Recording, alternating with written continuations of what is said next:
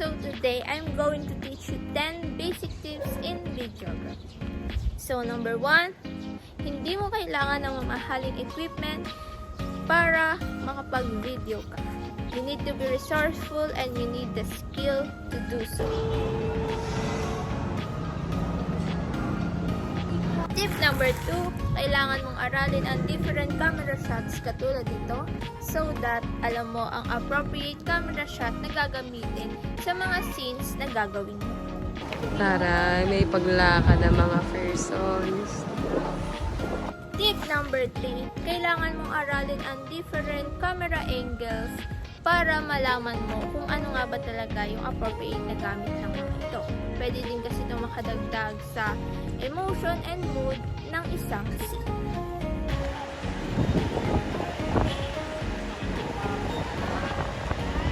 Tip number 4, kailangan mo ding aralin ang different camera movements so that hindi masyadong madidistract ang viewers mo sa movement na ginagawa ng camera. Tip number 5, use appropriate sound effects and background music. Dahil sa tulong nito ay mas nailalabas ang emotions at nagkakaroon ng emotional impact sa ating viewers.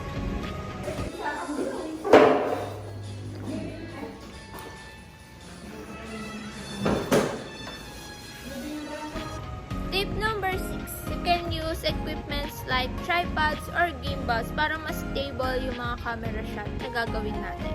Pero kung wala naman kayong gimbals and tripods, you can use etong tip na to na natutunan ko din sa isang journalist. Na pagka mag-shot kayo is you can use your body. Ididikit nyo siya sa kamay nyo, then hawakan nyo yung camera. And pag magpapan kayo, kailangan nakasabay yung katawan nyo sa pag-kiss. Like this. Okay? Tip number 7. You need to choose your location wisely so that yung location mo is tugma sa kung ano yung concept na pinifilm mo.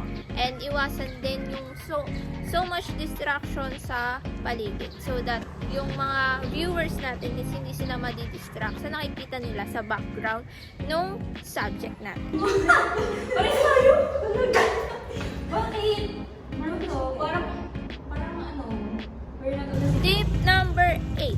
You need to always check your raw materials or yung mga videos na shoot mo dahil merong times na ma-out of focus yung camera. Dito naman papasok na kailangan mo lagi ng safety shot so that hindi na kayo mamamroblema sa shot na kukunin nyo.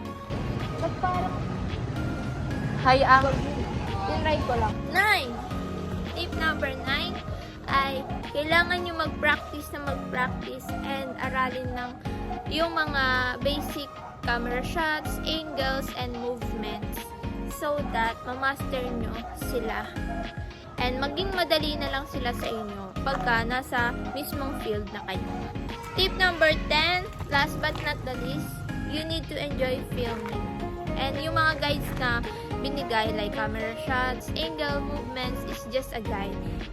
Meron pa rin tayong kalayaan na mag-explore ng different shots na gusto natin.